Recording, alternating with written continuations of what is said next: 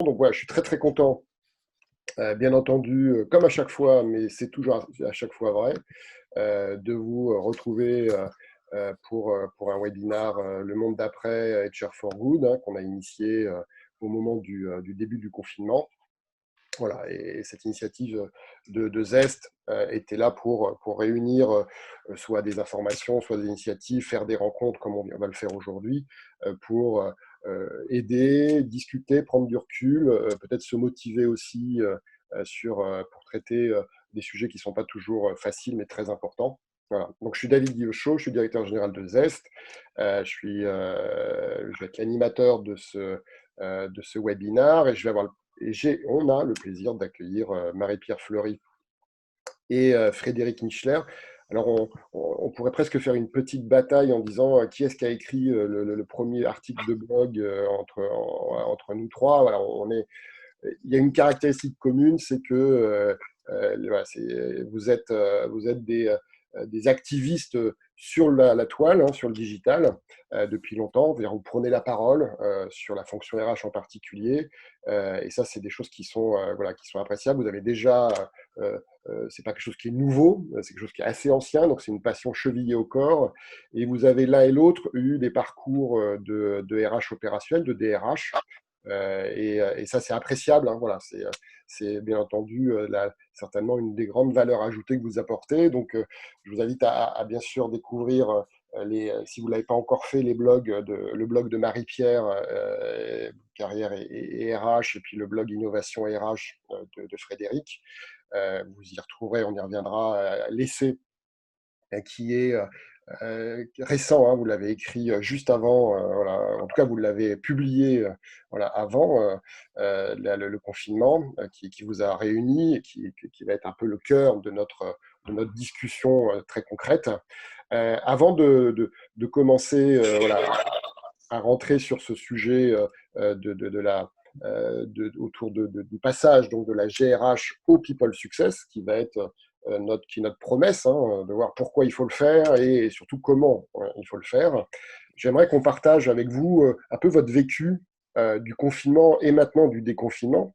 Voilà, comment vous avez vécu ça à travers les échanges avec les différents acteurs RH en entreprise que vous côtoyez et les organisations que vous accompagnez. Alors, je vais peut-être commencer Mmh. de façon très opérationnelle. Donc, effectivement, les contacts aussi bien avec les RH et que les dirigeants démontrent finalement plusieurs choses en termes de préoccupation. Il y a eu un gros travail de fait en termes de réassurance des salariés, de gestion des peurs, et pour assurer à la fois les activités qui ont continué aussi pendant le confinement, comme celles qui sont en phase de reprise depuis le 11 mai. Donc, on a cette première préoccupation qui était vraiment prégnante et qui se complète en fait d'un gros travail sur la réorganisation du travail, qui a été complètement déstructurée par cette crise. Mais un point très important derrière cette réorganisation du travail, des charges de travail, il y a également le fait d'affecter des compétences qui n'étaient pas forcément disponibles. Donc, ça a été un gros enjeu, notamment pour ceux qui ne se sont pas arrêtés le 16 mai, le 16 mars. Il y a évidemment des RH qui sont sous le flux, une vague d'ordonnances, de réglementations, etc., qu'elles ont, enfin je dis elles, souvent des femmes, qu'ils ont dû mettre en place très rapidement, souvent dans l'urgence, et avec un risque aussi pour elles, et beaucoup de personnes m'ont parlé pour eux, c'est de rester cantonné dans cette gestion juridique et en fait cette gestion des risques dont on parle beaucoup dans notre essai. Mmh. Cette période, elle a amené aussi une connaissance nouvelle des salariés à travers, bon, certes, le télétravail, mais aussi les problématiques de transport, de sécurité, etc. Une situation qui dévoile finalement la vie psychologique, la vie personnelle, ce que j'appellerais aussi l'intime, des collaborateurs, des managers, et les responsables RH ou les dirigeants, ils ont été presque dans l'obligation de prendre en compte ces dimensions qui étaient parfois oubliées dans les gestions plus habituelles, hein, de l'entreprise. Et plus globalement, on voit maintenant dans cette période de déconfinement l'impact de la gestion de la crise dans les différentes séquences qui a été mise en place en fait par les directions et tout l'encadrement. Et on commence à voir en fait les enjeux qui sont nés de ce vécu de cette crise, de cette gestion de crise, hein. Et on voit aussi les risques sur les départs, ceux qui sont motivés pour revenir, etc. Donc voilà, beaucoup de sujets effectivement et beaucoup d'enjeux. Ouais, c'est clair que tu as décrit sur des aspects assez opérationnels une période extraordinaire, voilà, où on a parlé des deuxièmes lignes en particulier. C'est clair que la fonction RH a été très en deuxième ligne en appui du très hard, entre guillemets, réglementaire qui a énormément évolué, au très soft qui est l'émotion, la psychologie. Et ça a été souvent d'ailleurs une des attentes des entreprises, c'est que la RH traite ce sujet-là qui n'avait pas beaucoup de place, entre guillemets, ou beaucoup d'acceptation dans des organisations un peu traditionnelles. Frédéric, comment toi tu t'as croisé les chemins des organisations et des fonctions RH? Qu'est-ce que tu as constaté dans le vécu confinement, déconfinement maintenant? En fait, je mettrai en avant 3 points. Le premier, c'est une bascule brutale d'une période exceptionnelle où en fait la problématique majeure, c'était pour beaucoup difficultés de recrutement, marque employeur, on n'arrive pas à trouver, à une période encore plus exceptionnelle. Je parlais d'extraordinaire, mais exceptionnelle à tout point de vue. Et avant, on avait tendance à parler de disruption par la technologie. Et j'aurais tendance à dire, en fait, on a été disrupté dans les priorités RH. Ça, c'est le premier point. Le deuxième, c'est que en fait, j'ai le sentiment que concrètement, la fonction RH s'est retrouvée en prise directe avec deux réalités qui jusque-là étaient juste des mots, mais qui sont devenus, on a compris ce qu'est vraiment l'incertitude et finalement de passer dans une phase d'acceptation. L'acceptation de cette incertitude qu'on ne sait pas comment on compose avec. C'est la première réalité. La deuxième, c'est on a aussi réellement compris ce qu'est la complexité. Et je pense qu'en fait, il y a un point de difficulté qu'on a, qui est qu'on a tous vécu la même chose, on a un point commun. On pourrait, j'aurais tendance à dire, on est la génération tous autant qu'on est Covid-19, quel que soit notre âge. Et en même temps, on a ce point commun, mais chacun l'a vécu, mais alors limite radicalement différemment. Ce qui fait que des fois, pense parce que eux ils étaient en télétravail, tout le monde était en télétravail, parce que certains étaient dans cette situation, tout le monde était dans cette situation.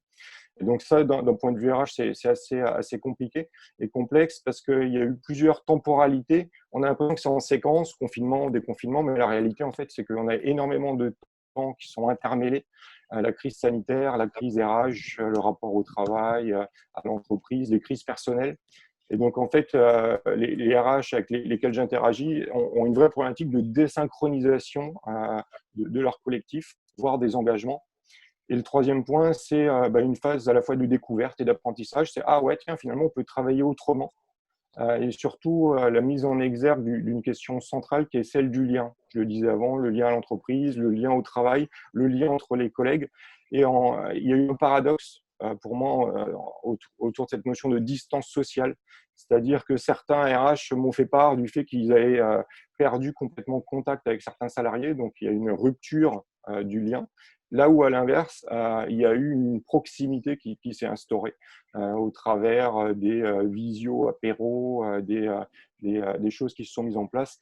Et aujourd'hui, donc, un vrai besoin, progressivement, dans ces temps intermêlés, de resynchroniser les choses, de remobiliser un collectif et de partager sur des expériences et des temporalités très, très différentes. Mmh. Alors, c'est le lien que tu évoquais à la fin était justement une des conclusions du webinaire avec Jean-Marc Salvanez, qui a été DRH de grands groupes internationaux comme Forestia, par exemple. Et c'est clair, on a été dans des organisations, dans des collectifs qui ont été complètement, alors les Anglais appellent puzzled, enfin, voilà, complètement éclatés. Et donc, il faut reconstituer un peu ces pièces parce que c'est un projet commun voilà, qu'il faut construire. C'est un collectif qui représente effectivement l'entreprise. Et ça va être certainement un des challenges sur des dimensions d'organisation, de psychologie et d'alignement organisationnel et pour être le plus efficace dans un monde difficile, qui vont être certainement un des challenges globaux de la RH, mais pas que. Alors, comme je le disais en introduction, on s'est recontacté suite à la lecture de votre essai que vous avez de 63 pages. Hein, donc voilà, c'est pas de l'article ou du post LinkedIn rapide, voilà, déposé à la volée. C'est vraiment un travail de fond collectif. Donc bravo pour ça.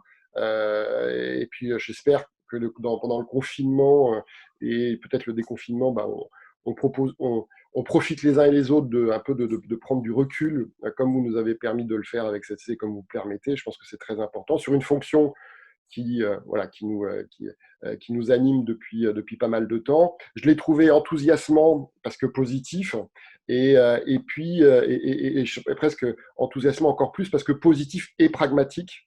Et ça, c'est un point clé parce on a quand même beaucoup voilà, prêché, entre guillemets, et voilà, il faut pouvoir délivrer, et on en a vraiment une obligation.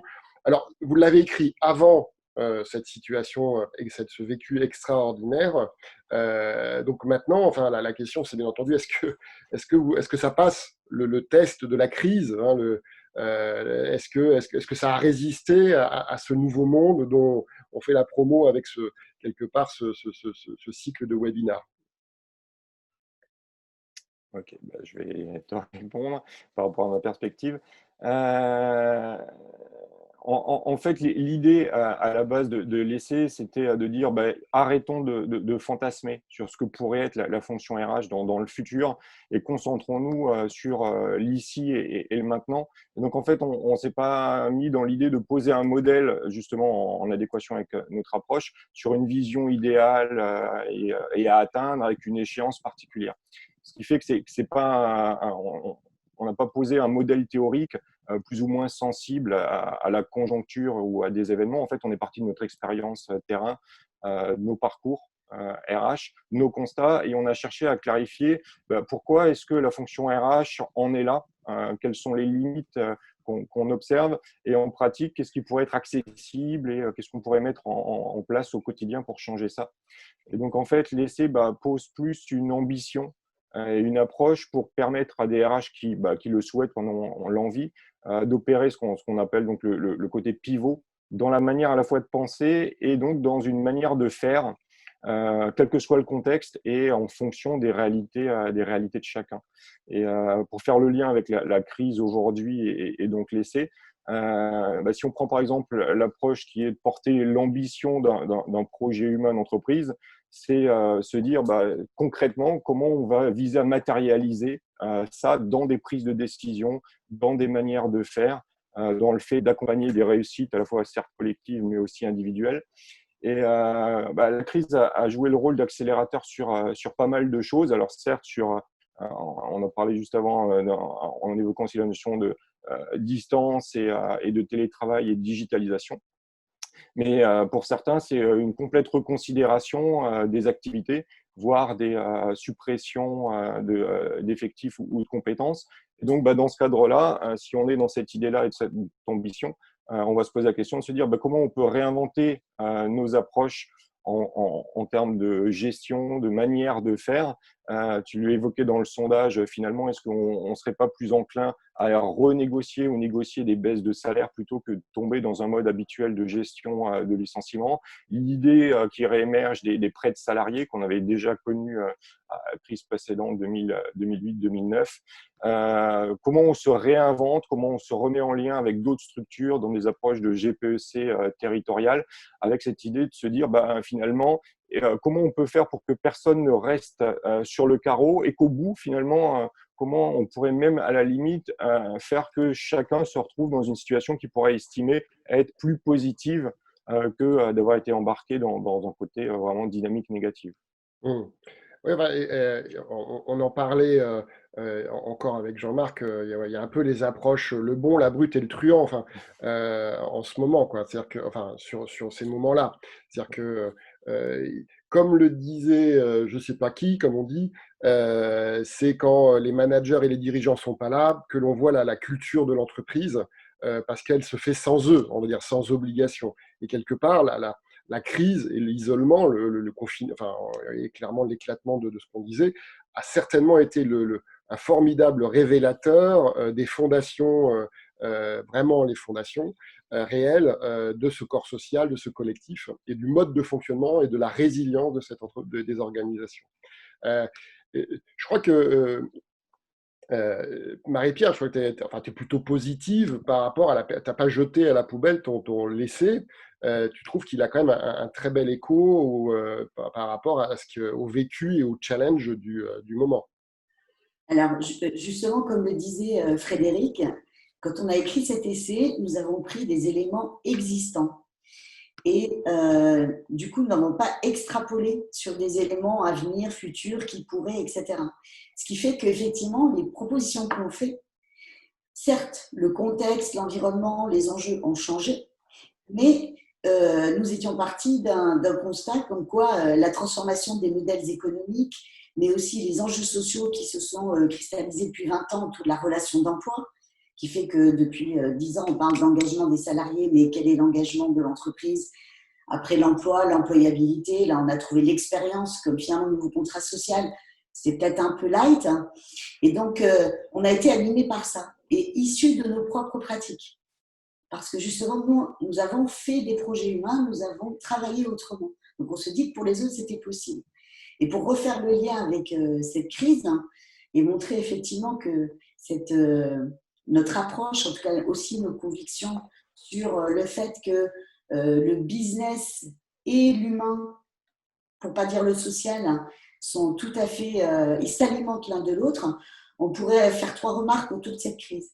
C'est une crise aiguë, incroyable, qui a montré de façon radicale, mais presque simpliste, que finalement, quand les collaborateurs n'étaient pas là ou qu'ils n'étaient pas mobilisés, l'entreprise, elle ne fonctionne plus. Et donc, on ne peut pas dire que l'entreprise, ce n'est pas de l'humain. On voit bien que c'est au cœur de ses ressources, mais aussi de ses leviers et de ses préoccupations.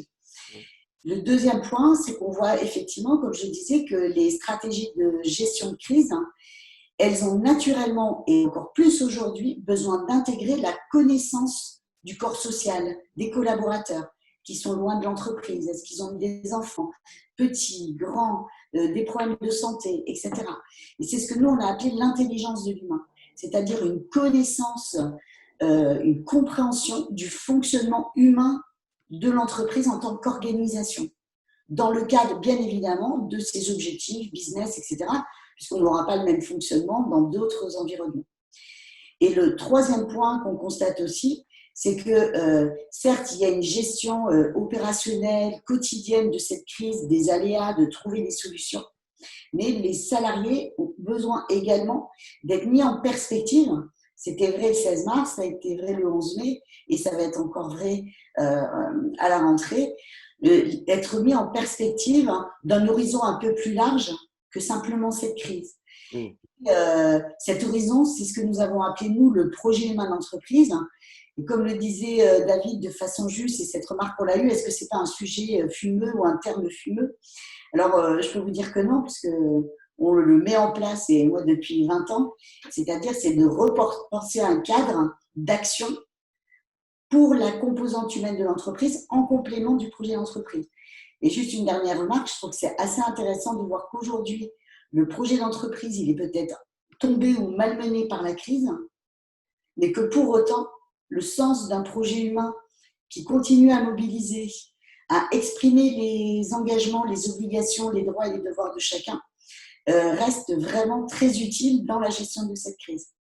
Donc voilà, je crois que notre approche, effectivement, alors peut-être revue, comme elle doit être revue en mode PME, grand groupe, start-up, elle reste tout à fait pertinente parce qu'on a encore cette dimension humaine qui est encore beaucoup plus forte qu'avant. Bon, on a vendu le produit, c'est bon. Bon, voilà, on s'est dit effectivement que c'était un moment particulier qui effectivement mettait l'humain. Et une des choses, moi, qui m'a marqué, c'est le S avec un grand S, c'est la revalorisation de métiers, de personnes, qui sont dans des activités très opérationnelles, les fameuses premières lignes soignantes et les deuxièmes lignes très opérationnelles qui sont dans les magasins, qui ont fait leur boulot, parfois pour des salaires, enfin très souvent d'ailleurs pour les plus petits salaires de l'organisation, et qui ont été ceux qui faisaient non seulement le boulot de l'entreprise, enfin le modèle économique de l'entreprise, mais en plus qui servaient la société. Et on ne peut pas penser que le projet humain que vous évoquiez, il ne soit pas simplement, entre guillemets, rebattu. Enfin, moi, ma conviction, c'est qu'il va prendre ce côté un peu activiste, on va dire, de la pyramide. Il faut la reconsidérer aussi dans notre organisation et valoriser l'opérationnel, les zones où se crée vraiment l'activité, et pourquoi pas qu'elle soit aussi utile, entre guillemets, à la société avec un grand S. Et donc, il y aura certainement des choses un peu revues au niveau macro par rapport aux projets d'entreprise, comme individuellement. Voilà, moi, je peux avoir très envie maintenant de regarder si l'accord télétravail existe ou pas dans le futur employeur que je vais choisir, mais ça, on va en reparler. On a une question là que je prends sur les salaires, sur la négociation de salariale, la NAO. Alors, est-ce que ça a pu aboutir dans le temps de la crise, hein, on parle de semaines, hein, on ne parle pas de mois. Moi, j'ai un retour d'expérience que je ne peux pas partager en termes de nom, mais c'est un de nos clients qui vraiment m'a surpris, parce que je pense que c'est à peu près un mois et demi après le confinement, le début du confinement, a partagé avec nous qu'il avait négocié avec l'ensemble des salariés une diminution des salaires pour faire pas de licenciement. Donc, c'est une activité qui était complètement à l'arrêt, hein. Et donc, alors c'est une entreprise à culture familiale, voilà, qui privilégie le long terme plutôt que le très court terme. Et ils ont pu collectivement, c'est-à-dire que le collectif, les syndicats, les partenaires sociaux, bien entendu, de cette organisation, étaient mobilisés et ont quelque part accepté cet effort collectif, bien entendu, qui était très, très important. Voilà, donc ce n'est pas une réponse. Je ne sais pas si vous avez d'autres situations où il y a eu des accélérations de négociations de ce type-là dans les organisations, mais voilà, ça c'est un exemple concret d'un industriel. Voilà. Alors, effectivement, je peux juste peut-être compléter par rapport Donc, moi, je suis plus DRH depuis 2 ans, mais je travaille avec pas mal de dirigeants et de RH. Et on voit effectivement qu'en fonction des impératifs aussi économiques, ces négociations avec les partenaires sociaux, voire avec les salariés, elles ont soit été suspendues par notamment le confinement, etc., et qu'elles se réactivent plutôt maintenant, puisqu'on est effectivement dans cette phase de relance ou de reprise économique et qu'on mesure aussi les impacts des premiers mois passés. Donc, effectivement, on a plusieurs cas de figure, et je dirais que quand même la capacité à avancer sur ces négociations avec les IRP ou les salariés sont extrêmement conditionnées par les relations qu'on avait avant. Et également parce que je disais sur la méthode de gestion de crise. Il va mettre les personnes en disposition ou pas d'accepter des sacrifices, etc. On y reviendra tout à l'heure aussi au fait de développer le sens. Donc, je propose de passer à cette partie, justement, après avoir vu un peu le vécu, être rassuré sur l'actualité, finalement, de ce gros travail que vous aviez fourni sur le devenir de la fonction RH dans l'organisation, voir maintenant très pratiquement et concrètement comment ça peut se mettre en œuvre, parce qu'il y a une espèce d'exigence de résultat presque, hein, qui est en fait, ceux qui mettent classiquement sur des organisations notamment cotées, mais pas seulement, la pression, ce sont les premiers, ce sont les actionnaires et quelque part la gouvernance dirigeante de ces organisations, pour pouvoir justement corriger le tir par rapport au plan et pouvoir rattraper si possible le retard. Donc il y a clairement une attente très très forte de ce côté-là chez eux. C'est pas forcément des choses qui sont faciles à faire autrement que par de l'économique, hein, entre guillemets. Comment on pourrait faire ça, on va dire à la fois concrètement, maintenant et assez rapidement, pour avoir des retours qui soient des réponses à leurs attentes et les mobiliser quelque part par rapport à ce projet humain et ce passage vers le People Success. Je propose Frédéric peut-être de prendre la main. Ouais. Avec Marie-Pierre, on est parti globalement dans cette logique-là de la prise en compte de l'actionnaire et de la direction sur deux constats et deux questions qui, à un moment, de se reposer les choses et de se dire, mais en dehors de toute théorie ou de toute envie, qui est en fait véritablement, pour nous, RH, notre premier client. Parce que dans la grosse majorité d'entre nous, on aime à penser ou on aime l'idée que ce sont les collaborateurs ou alors qu'on est finalement à équidistance entre la direction, les actionnaires et les collaborateurs, voire pourquoi pas écartelés. Et on s'est rendu compte que finalement, on a énormément de mal à accepter une réalité, à accepter de manière pragmatique l'ordre des choses, qui est la deuxième question et le constat, qui est finalement au bout du bout, qui décide de nous embaucher en tant que RH et qui va décider prendre des mesures qui concernent et impactent les collaborateurs. Et donc, la question qui se pose pour nous derrière, c'est finalement, dès lors qu'on accepte que les premiers clients de la fonction RH sont les dirigeants et les actionnaires, on va se poser la question de se dire dans quelle mesure on s'intéresse vraiment à eux et dans quelle mesure est-ce qu'on contribue à accompagner leurs décisions. Comment on est vraiment, pour reprendre le terme d'avant, en lien, en proximité. Alors, autant sur toutes les dernières années, en tant que professionnel RH, on a gagné en légitimité, on a intégré des CODIR et acquis des dimensions stratégiques avec la direction. Pour autant, on se rend compte que quand on questionne la fonction RH sur son lien avec les actionnaires, là, il y a comme une fracture et c'est beaucoup moins en proximité et en lien. Et donc là, avec cette crise, on a une vraie opportunité, un vrai moment pour sortir de l'idée on va vendre nos convictions RH et aller plutôt travailler à la fois sur ce lien pour ne pas se retrouver le moment venu potentiellement dans un rôle d'exécutant. Et puis, comment on peut développer une approche qui nous permet d'objectiver les choses, d'identifier, de factualiser concrètement la valeur ajoutée qui a été générée notamment par les individus et les collectifs durant cette crise. Et par exemple, concrètement, si je ne sais pas démontrer en quoi mes collaborateurs ont contribué à l'adaptation, à la résilience de notre organisation, le moment venu, face à une décision d'un actionnaire, ça va être compliqué de lutter contre une envie d'automatisation, de substitution. Et si je devais donner des exemples pratico-pratiques, c'est vraiment là d'investir le champ, de travailler en profondeur sur la question de la mesure de la performance RH, sortir juste des indicateurs de base, turnover, absentéisme, qui finalement sont ininterprétables la plupart du temps, en tout cas qui ne donnent pas des réponses aux décisions, aux questions que se posent les actionnaires et les décideurs. Et l'exemple concret qui me vient, c'est si on prend ce qui nous est arrivé, le cas par exemple des caissières, où d'un coup on s'est rendu compte que si les caissières décident de ne plus venir travailler, ça va foutre le système en difficulté. Et donc on leur a reconnu l'utilité de leur job du fait de ce besoin-là. Par contre, on n'est pas du tout à l'abri que demain, une fois que la crise soit passée, les actionnaires se disent mais finalement, le facteur humain était au centre de ça. Si on avait automatisé plus rapidement, on n'aurait pas eu besoin des caissières. Et donc, est-ce qu'il ne serait pas plus pragmatique et performant finalement d'accélérer le remplacement des caissières par des automates? Et là, si en tant que RH, je ne suis pas capable d'avoir fait le bilan de ce qui s'est passé et de dire OK, sauf que les caissières sont complètement sorties de leur rôle. À un moment, on est passé dans des peurs paniques, des gens qui commençaient à dévaliser les supermarchés. Elles sont allées sur des rôles de régulation, elles sont allées sur des rôles de gestion de flux, voire éventuellement de gestion des peurs des personnes. Imaginez la situation si on avait eu d'un coup des personnes qui déboulaient dans les supermarchés en dévalisant les rayons et en payant directement.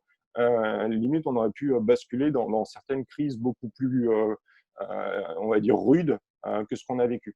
Et donc, si je n'ai pas les moyens de mettre en avant et de mesurer ce qu'on appelle le côté travail invisible, je resterai toujours par rapport aux actionnaires dans un rôle finalement d'exécutant parce que je ne me suis pas posé vraiment la question de quoi ils ont besoin pour prendre les bonnes décisions dans cette perspective de ce qu'on évoquait avant du projet humain notamment.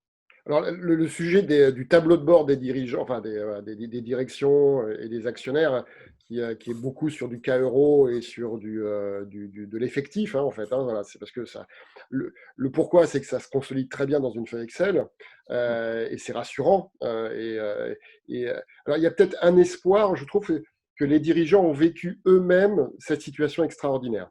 Alors que dans des crises, on va dire, économiques, c'était pour eux qui éventuellement ont quand même des revenus confortables, classiquement, eh bien, ils étaient peut-être un petit peu moins en contact. Alors que là, ils étaient confinés eux-mêmes. Voilà, ils avaient ce stress d'avoir d'avoir le virus ou de ne pas pouvoir aller acheter la baguette de pain voilà, chez Émile Beck à la boulangerie. Donc, ça, c'est vraiment quelque chose qui peut-être va faire bouger un petit peu les lignes, en tout cas, on l'espère bien sûr.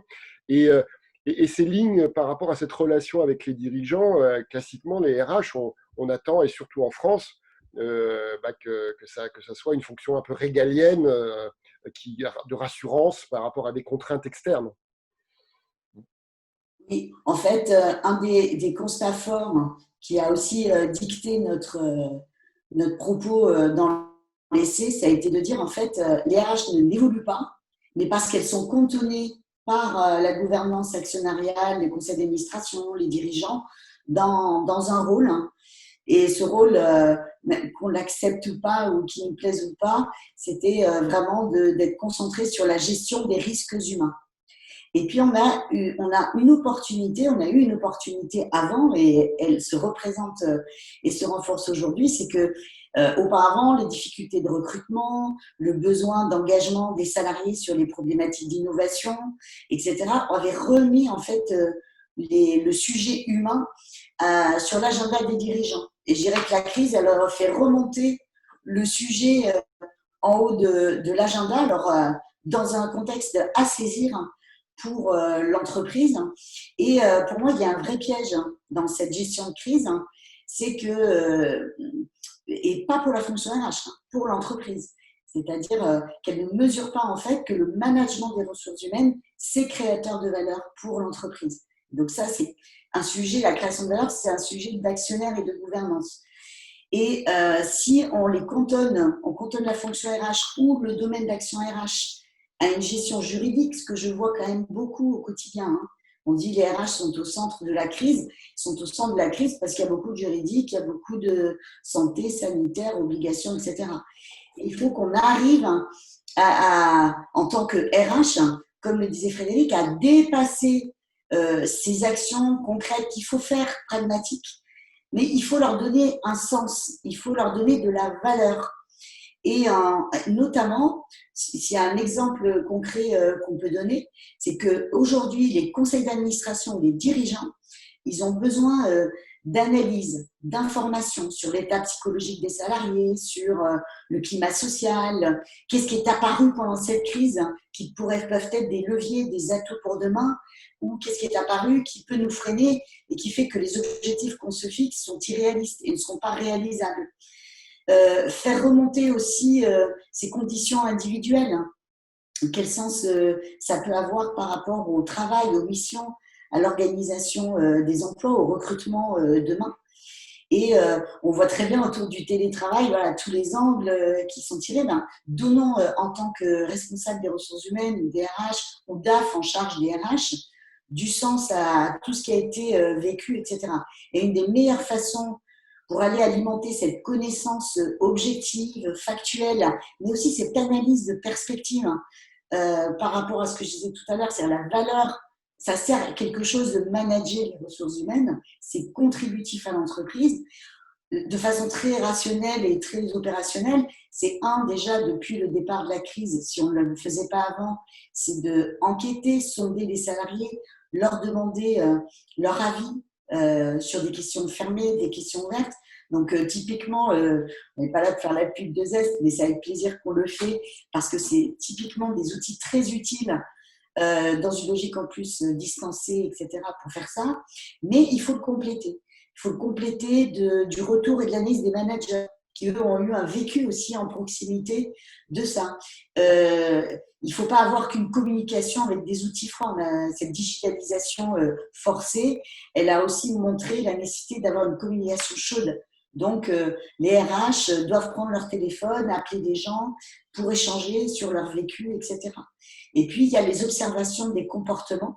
Et là, ça demande effectivement aussi des connaissances un peu en psychologie, en comportement organisationnel, pour voir finalement comment de tout ça, on peut revenir vers les dirigeants avec une analyse, des propositions qui valideront aussi les options économiques qui sont sur la table. Mmh. Enfin, bon, merci pour la petite, le petit placement de produit. Voilà. Mais c'est intéressant en plus par rapport à ça parce que les managers, enfin les dirigeants ont été bien câblés sur on ne manage que ce qu'on mesure. Et donc, voilà, on manage des ressources, donc c'est des people ou des KEO, et voilà. Et ils ont ces tableaux de bord. Et puis, ils faisaient des baromètres sociaux une fois tous les 2 ans, tous les ans. Honnêtement, c'était pas pour manager, parce qu'on ne manage pas une organisation tous les 2 ans. Donc, et là, il y a eu vraiment deux réactions très différentes. Parce qu'il y a une espèce de stress par rapport au brouillard et cet inconnu par rapport aux personnes. On ne sait pas ce que va devenir l'économique. Et on sait même pas et on sait par contre que ça va passer par le collectif, le lien que tu évoquais, Frédéric. Et donc, il y a eu ceux qui ont eu peur, entre guillemets, des résultats. Et donc, on fait un peu l'autruche en disant je ne vais pas lancer un sondage parce que j'ai peur d'être en face d'un défi énorme qui est de dire le surstress, voilà, ou la démotivation, le manque de confiance par rapport à l'entreprise, par exemple. Et puis, il y a ceux qui ont dit non, il faut agir. Voilà. Et on a effectivement vu beaucoup d'organisations avec des décisions de très haut niveau dire, écoutez, il nous faut un baromètre régulier pour piloter dans la crise. Voilà, on est dans une situation de brouillard avec une tempête, ce qui est compliqué. Et donc, il faut pouvoir commencer par mesurer et avoir ce retour des effectifs. Et comme tu l'as dit, ce n'est pas suffisant. Nous, on dit le sondage est le début de la conversation. Voilà. C'est pas un sondage pour avoir une jolie étude et être rassuré. J'ai eu des clients qui ont été agréablement surpris par les résultats. Et j'ai trouvé qu'ils passaient moins à l'action que ceux qui avaient effectivement des vrais challenges. Donc, il faut vraiment prendre ça en main. L'autre élément, effectivement, ça va être notre deuxième axe important sur les actions concrètes. Et je vous remercie d'avoir mis le manager, qui est un peu mon chouchou, de proximité, un peu au centre, enfin en tout cas dans la croisée des chemins. Peretti, il y a le siècle dernier, a dit tous des RH. Vous avez une proposition différente alors, qui tourne autour du success manager. Alors, ça a l'air un peu plus sympa et peut-être un peu plus pragmatique. Voilà, qu'est-ce que c'est concrètement et comment ça peut se matérialiser maintenant? Frédéric, pour commencer? Eh ben, c'est parti. Oui, alors en fait, on a voulu sortir de l'idée de chaque fois on rajoute des couches ou des attentes par rapport à des managers. Et donc, pareil, créer un peu une logique de rupture dans les attendus pour pas se retrouver toujours dans les logiques un peu d'injonction. Tiens, maintenant il y a les entretiens pro, donc vous récupérez une nouvelle casquette. Et donc, vraiment passer d'une situation A à une situation B. Le manager, dans dans tous les cas, a globalement toujours un rôle clé et contributif. Là, on l'a vu dans cette période-là, notamment en termes de période de télétravail, où on a souvent aussi tendance à oublier que pour les managers, ça a été, pour un grand nombre d'entre eux en tout cas, une double nouveauté. C'est-à-dire que pour eux, double nouveauté, voire double difficulté. Parce qu'ils sont passés en télétravail eux-mêmes à titre perso, mais d'un coup, ils ont dû s'improviser aussi manager à distance, quand pour certains, déjà, ils avaient dû préalablement s'improviser manager s'ils n'avaient pas été accompagnés. Et on a vu ce rôle clé et contributif à la fois sur deux aspects. Pour le pire, ceux qui sont restés dans des logiques de ils sont à distance, donc je vais encore plus contrôler, ou l'inverse, sous couvert d'autonomie, en fait, c'est une totale lâchée dans la nature. Et derrière le pire, il y a aussi le meilleur, ceux qui ont été en capacité d'animer une dynamique collective, de maintenir un tempo. Si je reprends un peu des termes anglais, le côté take care, prendre soin, être attentif à la fois aux individus et aux collectifs. Et donc, à nouveau, si je reprends le terme d'avant, les managers et en connexion avec ce lien, a mis en avant l'intelligence émotionnelle de certains et la capacité de résilience. Et donc, pareil, l'idée, c'est de se dire, tiens, nous, en tant que RH, comment on peut saisir cette opportunité-là pour initier, si on fait juste le parallèle à ce qu'on vient de dire, initier le dialogue avec les managers et les aider eux aussi à pivoter, voire à configurer notre approche du management. Et donc, plutôt que d'être dans des nouvelles casquettes, des injonctions, les accompagner dans une transition d'un manager vers un success manager qui a cette capacité de créer les conditions de la réussite avec et pour ses collaborateurs. Et si on devait donner des actions concrètes pour mettre ça en place, pour passer d'une réalité à à une nouvelle, déjà, le premier temps, ça peut être de déclencher des espaces, temps d'écoute, d'échange et de co-construction au sein de groupes de partage managériaux pour collectivement identifier ce qu'on estime être les bonnes pratiques mises en œuvre par certains, ce qui pourrait servir de cadre de référence et identifier des facteurs avérés de succès pour les mettre aussi en perspective progressivement de l'idée de partager ces pratiques-là et d'acter une transition entre le rôle de manager vers ce rôle de success manager et accompagner aussi, on va dire, les sécuriser dans l'idée de dire qu'il y a un avant et un après, mais que tout le monde ne pourra pas nécessairement se retrouver dans l'après. C'est-à-dire qu'on porte plutôt l'idée que les RH, en sécurisant cette transition, posent aussi des règles du jeu qui sont de dire si le référentiel auquel on aboutit fait que certains des managers ne s'y retrouvent pas, ne se sentent pas à la capacité, on propose certes l'accompagnement, mais on propose aussi à certains, s'ils sont plus à l'aise dans un rôle d'expertise ou de projet transverse, d'évoluer vers ça. Donc, c'est vraiment une logique de co-responsabilisation et un développement en fait, à conduire ensemble et dont cette phase de crise peut vraiment servir d'amorce pour acter un avant et un après. C'est clair que le télémanagement a été pour beaucoup, et le télémanagement à 100% en plus, a été une espèce de revisitation en accéléré de c'est quoi mon rôle de manager? Est-ce que je suis utile? À quoi je sers? Comment je peux le faire? Et au-delà effectivement, de la posture que tu évoques, effectivement, est-ce que j'en profite ou est-ce que je me sens. Voilà.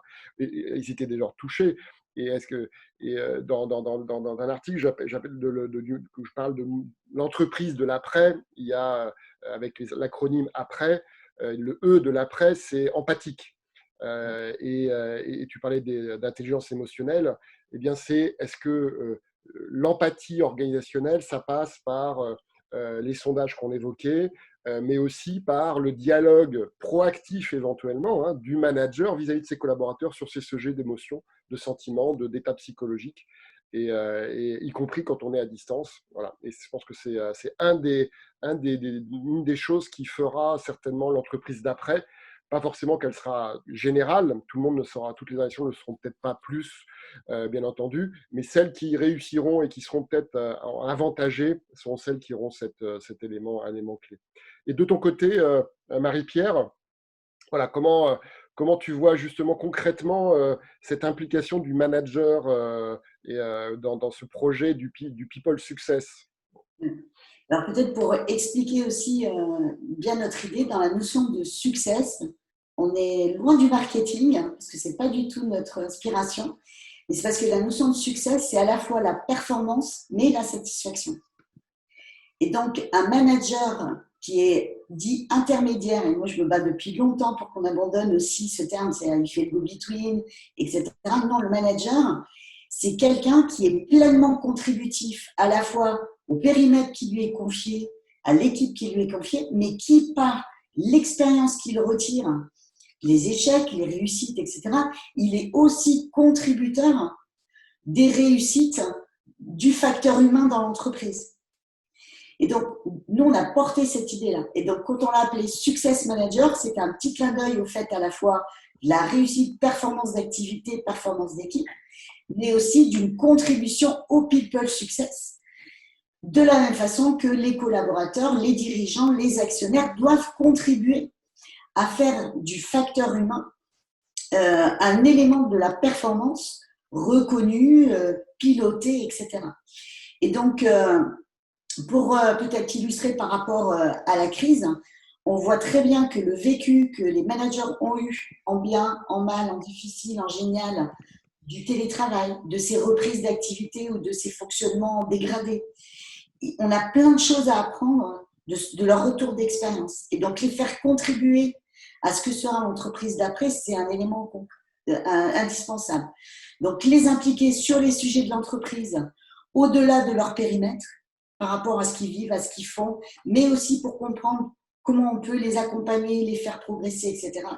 Je pense que c'est très important pour tout le monde d'élargir la vision qu'on a de l'entreprise, donc l'information, partager une information beaucoup plus large et les associer aux sujets qui vont se poser et qui se posent aujourd'hui. Qu'est-ce qu'on fait du télétravail? comment on recrée une dynamique collective, quelles sont les performances à attendre dans les différentes séquences qu'on a vécues et qu'on va vivre. Et je pense que véritablement, et c'est pour ça que notre essai, c'est pas que la fonction RH, c'est vraiment le domaine d'action RH et tout le monde y contribue. Et tout le monde en est le contributeur et le bénéficiaire, à titre collectif et individuel.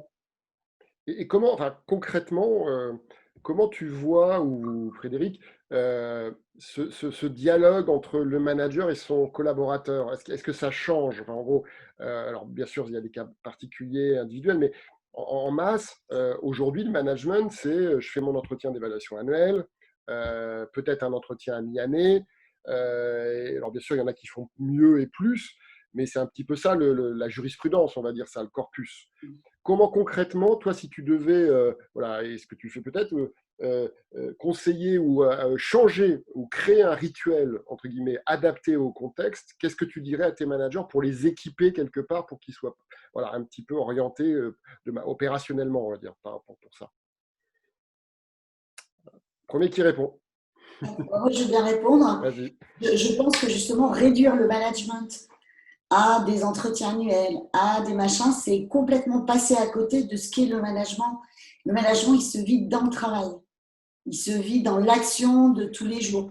Ça peut être sur une production, des logiques de compétences. Et c'est dans ce dialogue et cette relation qui est très attachée en fait au travail quotidien que va naître en fait cette relation de qualité, d'échange, de partage. Si ça va pas, on sait se le dire. Et quand il faut passer à des phases, on va dire, un petit peu plus officielles, eh ben, on garde le bénéfice de ces valeurs, de cette culture, de la relation qu'on a tissée. Donc, je crois que le management, il se joue vraiment dans le travail. Et l'ARH, le management des ressources humaines attribué à la fonction RH, il se joue aussi dans le travail, le quotidien des gens et bien évidemment dans le développement des personnes. Je crois qu'il y a deux axes, hein, qui est le travail, l'accompagnement du développement des personnes, et puis après, on va dire qu'il y a des temps un peu plus organisationnels, mais qu'il faut faire rentrer en fait dans cette relation qui s'est créée de façon plus naturelle en fait. Il y a ce que tu dis, c'est effectivement, il faut que ce soit travail terrain, on va dire, il faut que ce soit dans la réalité de l'action. Et c'est là le gros problème des entretiens annuels où, voilà, parler d'objectifs qui ont été définis il y a 12 mois, voilà, est-ce que c'est la réalité du vécu des 6 derniers mois, des 3 derniers mois, enfin voilà, sauf le concours de beauté dans certains cas. Mais donc ça, c'était le premier problème. Le deuxième, c'est cette régularité que tu évoquais, ce côté, et on dit entretien, one shot ou le grand mess versus la conversation continue, cette relation qui est évoquée effectivement. Et puis, il y a ce côté agile, on va dire, de pouvoir le faire quand il y en a besoin, en fonction non seulement des impératifs opérationnels. Là, la reprise d'activité, par exemple, c'est des impératifs, comment on s'organise, le bureau, etc. Il y a des impératifs obligatoires, comment on ouvre le magasin. Et puis, les émotions ou l'envie du collaborateur. C'est ça, ce côté empathique que j'évoquais. Si tu as besoin de faire un point, ben on fait un point, quoi. Ça, c'était finalement mon dernier point. Je vous laisse quand même, de votre côté, donner assez rapidement, puisqu'on a un peu débordé, un truc que vous voulez vraiment dire, partager une perspective, voilà, chacun à faire passer à tous ceux qui écoutent. Donc, je démarre, Fred. Marie-Pierre. Vas-y. Alors, moi, je dirais que de la même façon qu'on a été interpellé par les RH demande, on a un petit peu assez, parce que finalement, ça ne se produit jamais, ça ne se concrétise jamais. Mais on a un petit peu peur que le monde d'après, dans la période actuelle, ce soit un peu ça. C'est-à-dire, c'est soit une procrastination, parce qu'on le fera demain, parce que les conditions seront meilleures. On recule devant la complexité, l'incertitude, c'est aussi la notion de courage. Ou alors, on a créé une symbolique, une espérance dont on pense qu'elle fait avancer les gens. C'est-à-dire, demain, il se passera ci, le monde d'après, il se passera ça. Et en fait, en réalité, on se rend compte que cette espérance qui est censée faire avancer les troupes, eh ben, elle ne mobilise pas. Et elle immobilise plutôt parce qu'il y a des insatisfactions qui sont très présentes. Et donc, on n'est pas en train d'avancer. Et je crois que voilà, cette crise, elle a donné un coup de balai sur énormément de choses, aussi bien les objectifs d'entreprise, ses routines, mais celles des personnes et et également, elle a fait émerger des forces, des faiblesses de cette organisation-là, telle qu'elle était. Elle fait émerger en urgence des choses nouvelles. Donc, il faut vraiment capitaliser là-dessus. Et je pense que voilà, on a une occasion incroyable de vraiment réorienter au-delà de la fonction le management des ressources humaines pour montrer aux actionnaires, aux dirigeants que c'est vraiment créateur de valeur et ce n'est pas seulement la gestion d'un risque ou un mal nécessaire comme on entend souvent. Et voilà, j'engage vraiment les RH malgré la charge de travail à reprendre de la hauteur et à construire sur un sujet très précis. Il peut y avoir aujourd'hui un enjeu de reconquérir les clients. Et bien, très concrètement, d'un point de vue du management, des RH, des salariés, comment je peux le traduire, développer du sens. Pas donner du sens, mais développer du sens. Et c'est comme ça, en fait, très progressivement, que les RH vont basculer, mais sur des choses très concrètes, pour construire une autre culture, d'autres valeurs, et pour initier les premières briques, par exemple, d'un projet humain, ou de cette intelligence de l'humain. On voit bien qu'aujourd'hui, on a plein de choses pour amener de la connaissance du fonctionnement humain de l'entreprise. Voilà. J'aime bien l'idée de choisir ses batailles, enfin, ce que tu dis finalement. Hein, c'est où sont les batailles clés de votre organisation et quelque part, vous parlez de pivot dans les langages un peu start-up, on pourrait parler de quelle est votre bêta finalement, hein, votre première initiative que vous allez, votre prototype que vous allez faire en disant, bah, OK, l'accueil des clients, c'est clé. Voilà. Et comment j'arrive à traiter ces challenges qui sont tout en haut de l'agenda des actionnaires, des dirigeants et de l'organisation ensemble, parce que toute l'organisation sait que tout dépend du chiffre d'affaires qui va se faire dans les magasins. Donc, Frédéric, toi aussi, je pense que tu as aussi cet avis, ouais, il faut faire, quoi. C'est dans le faire, Oui. C'est les faiseurs Pour qui ont la parole. rebondir sur ce que disait Marie-Pierre, on est vraiment dans l'idée de lâcher prise avec, on va s'attaquer à des gros chantiers avec multiples variables et pondre des roadmaps sur des années et vraiment plus apporter une approche d'effectuation, c'est-à-dire on part avec ce qu'on a, avec qui on a certes une ambition, mais on va tirer aussi parti des événements pour avancer dans cette ambition. Et tu aurais réévoqué la notion de pivot. Pour nous, en fait, on constate une chose qui est qu'on ne peut pas réellement pivoter dans le faire si déjà dans notre tête, en tant que RH, on n'a pas pivoté. C'est-à-dire si on n'a pas accepté avec pragmatisme les véritables règles du jeu qu'on a évoquées avec les actionnaires et autres, et si on n'est pas au clair avec notre finalité, notre raison d'être, si on lâche pas un peu prise avec cette croyance que l'humain serait notre raison d'être, pour moi, l'humain, c'est la raison d'être de l'anthropologue, c'est la raison d'être du sociologue, c'est la raison d'être du psychologue. En tant que RH, il y a aussi une dimension de la réussite et de la notion de performance. Et donc, la raison d'être, un peu comme on l'apporte avec Marie-Pierre, c'est plus en tant que RH de contribuer à développer des conditions de réussite individuelle, collective, et de s'intéresser aux sources de ces performances-là qui relèvent du facteur humain et voir comment on peut les développer. Mmh. Enfin, merci encore pour ça. Je pense que c'est des messages qui sont forts.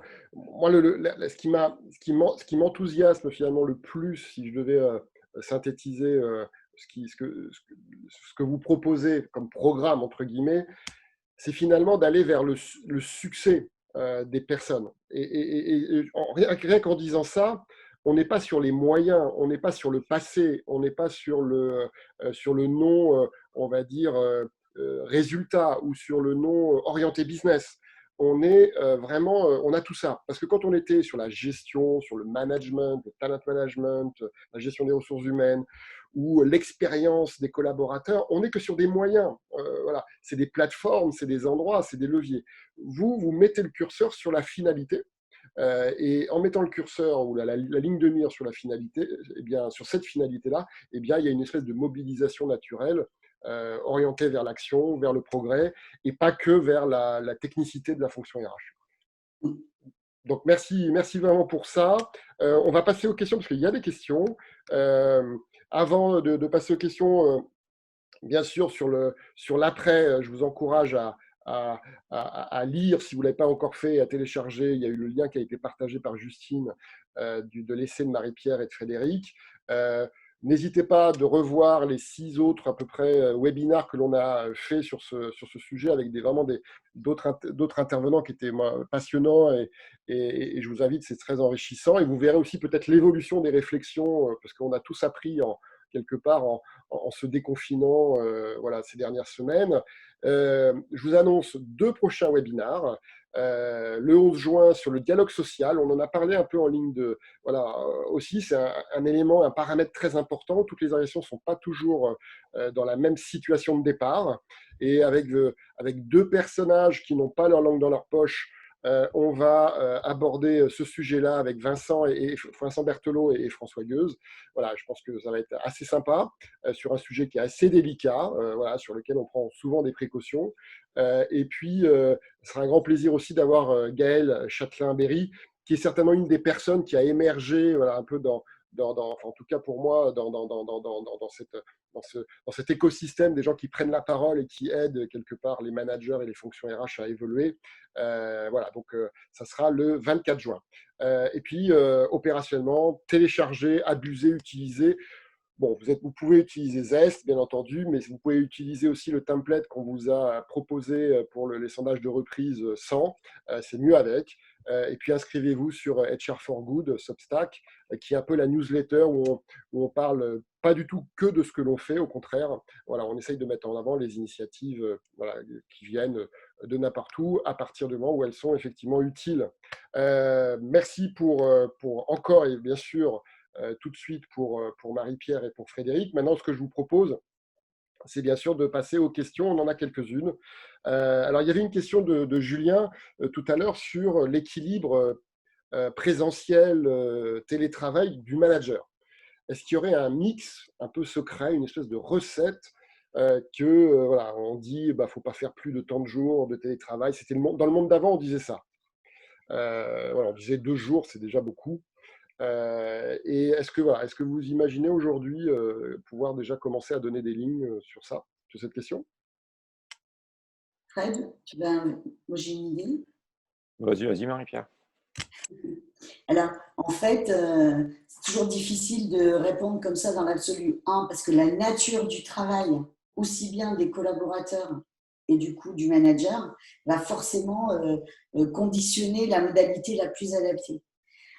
Après, si on pense à des entreprises qui sont en mode des entreprises industrielles, voilà, où il y a une présence physique très forte, moi je pense que en fonction aussi de la maturité managériale, la maturité de l'équipe, l'autonomie qui a été laissée, la responsabilité qui est développée. Est-ce qu'on a plutôt des jeunes collaborateurs qui ont besoin d'être accompagnés au quotidien, ou est-ce qu'on a une équipe qui peut s'entraider sans que le manager soit là? Et c'était Horowitz qui a dit justement, David, que on voit une entreprise qui fonctionne quand le manager n'est pas là, c'est que les décisions peuvent se prendre, c'est-à-dire qu'il y a une culture forte. Donc je pense qu'il n'y a pas de règle, je crois que le manager, il peut télétravailler un certain temps en fonction aussi de l'autonomie, des compétences de l'équipe qu'il laisse, et puis aussi bien évidemment de sa façon d'organiser son propre télétravail. Je crois qu'effectivement, entre une entreprise industrielle et une entreprise de service, ça mérite de prendre en compte, d'analyser un certain nombre d'éléments qui vont faire que, effectivement, le télétravail, ça peut être une journée comme pas du tout. Toi, Frédéric, tu as un complément à apporter? Moi, je partirais d'une première phase qui est de questionner le retour d'expérience, en fait, hein, le vécu des uns et des autres. Je me méfie toujours. En fait, j'ai franchement pas une appétence pour tout ce qui est règle générale qui s'applique à tout le monde. Le côté 2 jours, 3 jours et ainsi de suite. Depuis tous mes débuts en tant que RH, s'il y a bien un point de vigilance qui m'anime, c'est d'être dans cette logique de… Les gens veulent être traités personnellement et en tant qu'individus. Et donc, c'est comment on trouve le bon dispositif pour que les uns les autres aient le sentiment que leur individualité soit prise en considération. Donc, il y en a qui, si on leur dit ça va être 2 jours maintenant, alors qu'avant c'était 0, ils auront pu s'y retrouver du fait de leur propre réalité de fonction, plus dans un modèle peut-être lié à une activité particulière sur plus de 2 jours par semaine. Donc voilà, j'aurais plutôt tendance à partir retour et partage d'expérience, pas partir du principe qu'il y a une généralité. On le voit d'ailleurs aujourd'hui émerge dans les médias de plus en plus de témoignages de personnes qui ont très mal vécu le télétravail, qui n'en veulent plus. Et je pense qu'en même temps, c'est comme quand on arrache un sparadrap, ça fait mal sur le coup. La vraie question, c'est comment on va revisiter ça, quels sont les apprentissages qu'on en tire et quelle pourrait être la bonne manière de faire pour trouver un système. Restons dans l'idée de résilience et d'agilité et cherchons pas nécessairement à remettre de la rigidité. Avant, on était rigide, on n'en voulait pas. Maintenant, on va continuer à contrôler et rigidifier d'une autre manière.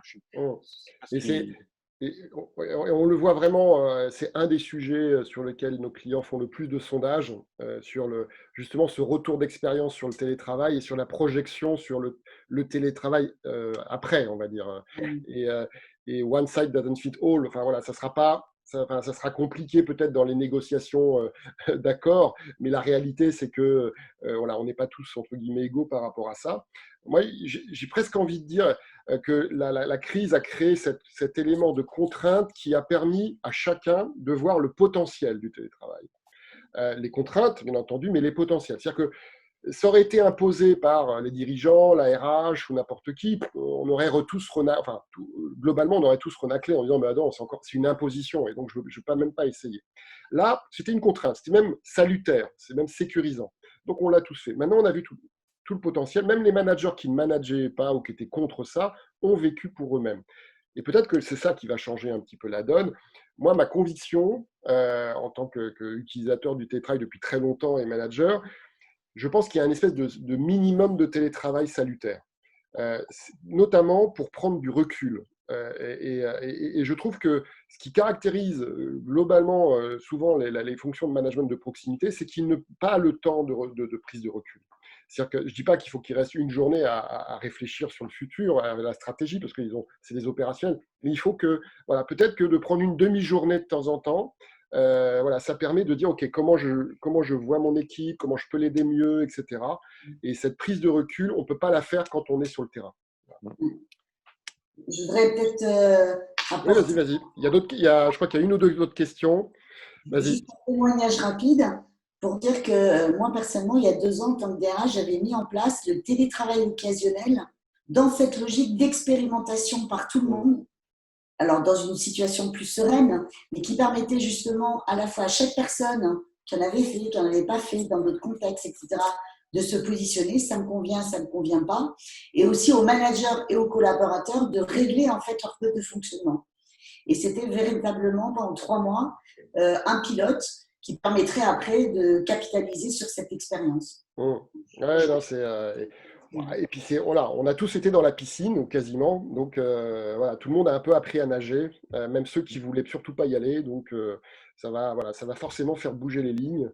Et d'ailleurs, ce sera un des sujets qu'on abordera avec Vincent et François, qui est comment l'organisation, notamment le dialogue social, va s'emparer de ce sujet qui touche l'organisation du travail, l'organisation du temps de travail, du déplacement. Voilà, voilà, il y a plein d'éléments très positifs aussi qui sont à saisir. On va voir si pour eux, ça sera une opportunité ou pas. Une dernière question, c'est sur finalement la pluralité des situations dans une organisation. Quelqu'un a posé la question sur l'international. Quand on est une organisation internationale, voilà, on a vécu chez des clients où ils étaient confinés à partir de février. Voilà, je pense notamment dans le luxe, où on avait fait un engagement, un baromètre social. Taïwan, le Japon, la Chine faisaient partie du périmètre de déploiement de groupe. Ils étaient confinés. On a eu des taux de participation de dingue qui étaient quasiment presque 100%, alors qu'il y a souvent un peu dans certaines cultures un peu d'attentisme pour répondre. Et Paris qui était complètement pas confiné encore. Donc c'était très concret. Ce côté un peu, comment je gère cette pluralité des situations et ces grosses différences entre les gens du siège et les opérationnels sur les magasins, comme on l'évoquait, voilà. Qu'est-ce que ça évoque pour vous par rapport à ce côté people success et action concrète de la fonction RH? Je vais bien commencer par répondre. Ce que j'ai pu observer, en fait, c'est si on lâche prise avec une logique très corporate qui voudrait contrôler et gérer tout le monde de manière synchrone, la réalité, en fait, a fait que même c'est devenu un avantage. C'est-à-dire que des bonnes pratiques qui avaient été identifiées dans des filiales, par exemple en Chine, ou d'autres pays qui avaient été touchés préalablement, ont pu assez rapidement et de manière très efficace et je reprends le terme d'agilité, ont pu être déployés dans les autres pays. Si tu avais une filiale en Italie, ils avaient comme ça 15 jours, 3 semaines, entre guillemets, d'avance sur la réalité de ce qui se passait. Et donc, ça a pu permettre, pour moi, le côté positif, d'identifier des bonnes manières de faire, de les déployer rapidement. Et donc, ça connecte chez moi avec l'idée d'une fonction RH qui, à un moment, de plus en plus lâche prise par rapport à cette logique d'omniprésence, de contrôle, tout le monde à la même vitesse, au même moment, voire même en dehors des murs. On a vu pas mal de RH qui ont découvert l'existence de WhatsApp et autres pour créer des collectifs de RH et donc qui peuvent s'alimenter comme ça des différentes pratiques au-delà des murs de leur entreprise. Et je pense que c'est quelque chose à garder à l'esprit, à maintenir justement dans cette idée du people success. C'est lâcher prise aussi avec le fait qu'on est RH super-héros et qu'on donne les règles du jeu, là où en fait il y a un moment, les choses se font aussi sans nous. Et notre rôle, c'est de créer les conditions de ça, quoi. Et de faciliter finalement, d'être un espèce de plus un véhicule, tu vois, que celui qui est le sachant en fait, et de fluidifier les transferts de pays à pays, par exemple, comme tu l'évoquais, d'expérience, de pratique. Je serais vraiment très intéressé d'avoir un DRH international qui a été dans cette situation, un constructeur par exemple, chez Renault, où il y avait des usines qui étaient à l'arrêt voilà, et qui n'était pas encore à l'arrêt en France. Est-ce qu'il y a eu, on va dire, ce côté avant-garde qui a permis d'alimenter les autres usines qui ne l'étaient pas encore? Ouais, ça serait très intéressant. Alors, très clairement, dans les boîtes internationales, c'est ce qui s'est passé. D'ailleurs, le DRH de Schneider Electric a témoigné de ça. L'expérience asiatique qui leur a servi, d'autant plus que le président de Schneider Electric, il est en Asie. Oui, je crois que la fonction RH est pas mal en Asie aussi. Ouais. Moi qui travaille chez Schneider, donc je vois très bien comment il fonctionne. Mais au-delà de ça, effectivement, moi, ça m'appelle deux remarques là, par rapport à l'internationalisation. On a vu aussi une grosse gestion de l'inéquité entre ceux qui étaient à New York dans des conditions sanitaires, etc., très difficiles, ceux qui étaient en Allemagne dans des conditions beaucoup plus sereines. Et donc, ça rejoint, c'est une illustration du fait qu'effectivement, les RH sont un chef d'orchestre global sur des éléments, mais qu'après, il faut rentrer dans la réalité de chacun et de redonner après de l'équité, du fluide, du lien entre tous ces vécus ou toutes ces décisions qui, à un moment donné, peuvent créer des déséquilibres.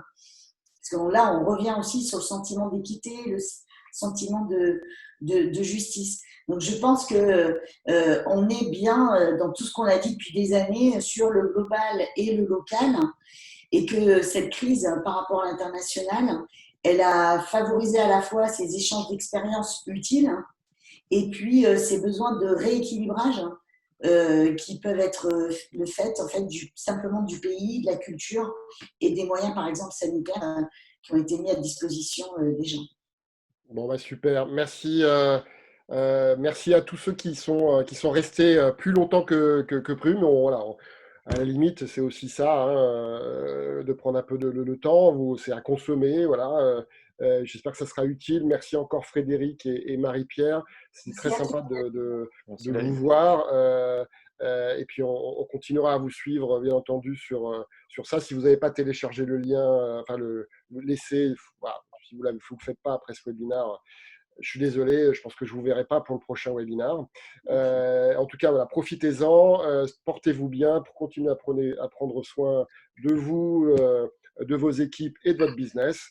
Et donc, à très bientôt pour le prochain webinaire. Merci à tous et à très bientôt. Merci. Au revoir. Au revoir.